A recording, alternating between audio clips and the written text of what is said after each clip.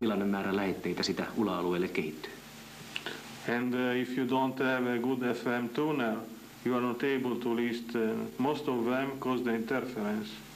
Ja jollei Virtin vastaanotin ole erityisen hyvää, seurauksena on ilman muuta se, että ULA-alueella on pahoja häiriöitä. I listen here in Tampere and in Vaasa and other town. It was very easy to listen very well the station. Is the voice of America's Nacional de la República de Colombia. If you can hear us. Onko myös Multimoden uusi tuotesarja DX-kuuntelijoille? Mahtuuko hyvä anteeni alle metriin? Vastauksen saat Multimoden näyttelyosastolta. Viestintälaitteiden erikoisliike Multimode Oy. Isoroba 2022. Helsinki 12.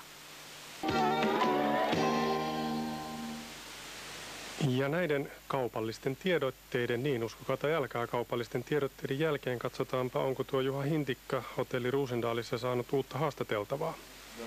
Joo, ensinnäkin tuli ihan muistot mieleen tuosta äskeisestä Ylen mainoksesta. Siinä oli vanhoja työkavereita, Eddie Hawkinsin ääniä ja muitakin tuttuja ääniä siinä oli niiltä ajoilta, kun itse tein siellä ohjelmia suomeksi ja englanniksi. Mutta nyt jatketaan todellakin täältä Roosendaalin kellarikerroksesta, jossa haastateltavina ovat Dario Monferini ja Zilionis Sigitas. Dario, kuten kuultiin, on Italiasta ja Zilionis on sitten Liettuasta. Hän työskentelee radioasemilla nimeltään Radio Centras ja Lithuanian Radio tai Lietuvas Radio, vai how do you say it in Lithuanian? Lietuvos Radijas. Lietuvos Radijas, no niin, siihenkin ne äskeisjäämät taas tunkee perään tässä kielessä.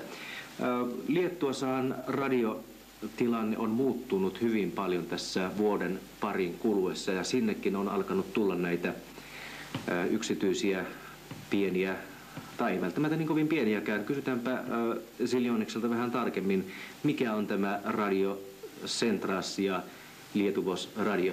How would you explain this system, this Lietuvos Radio Centras, two stations? Yes, the difference. Lietuvos Radijas is the main radio station. This is the state radio station and it has existed for many, many years. I believe, Dario, you've been a long-time listener to Radio Finland. Yeah.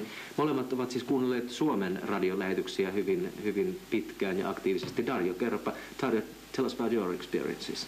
Yes, I remember when I started Dixie in the 70s, one of the most preferred Dix program was the English Dix program of Radio Finland, because often they talked about exotic station and also they play interesting jingles of the station. I mind studio jingles.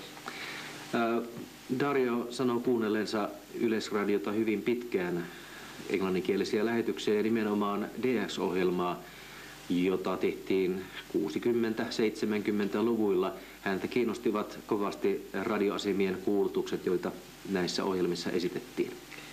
In this period was easy to get the verification. One send the reports and soon he gets a nice pennant.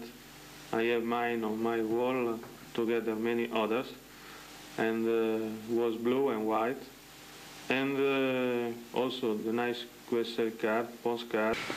Tällaisia ajatuksia on ollut siis radiomaailman tämänkertaisilla vierailla täällä hotelli Roosendaalin kellarikerroksessa. Eli vierainamme ovat olleet Italiasta Dario Monferini ja Liettuasta Zilionis Sigitas. Kiitoksia hyvin paljon. Thank you very much. Thank you. Hello. Ja näin sanoi toimittaja Juha Hintikka tuolla hotelli Roosendaalissa. Tässä Laura Branigan ja kunnon diskomusiikkia, tämmöistä musiikkia tai tämmöisen musiikin tahdissa kyllä tanssisi ihan missä vain ja milloin vain. Ja seuraavaksi kuuntelemme hieman kotimaista musiikkia itse asiassa. Kuuntelemme nypyköitä ja tämän laulun nimi on lastenlaulu ja kaikkien lasten sitten ilmeisesti on aika mennä nukkumaan.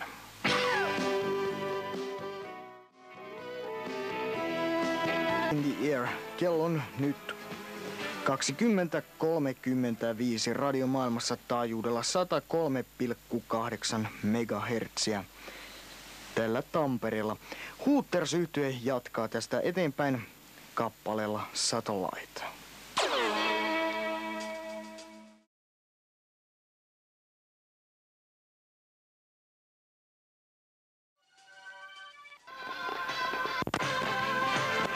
Wham! Wake me up before you go go. Tämä on kyllä ehdottomasti yksi suurimmista Wham-klassikoista. Jos nyt tuon ikäisestä musiikista vielä voi puhua, että se klassikko olisi. Seuraavaksi meille esiintyy Europe-yhtye ja tämän laulun nimi on The Final Countdown.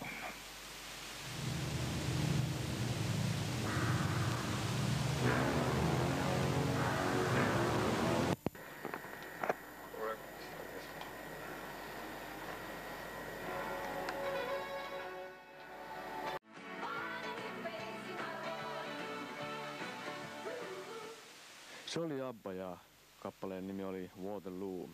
Seuraavaksi kuuntelemme sitten vähän kotimaista musiikkia.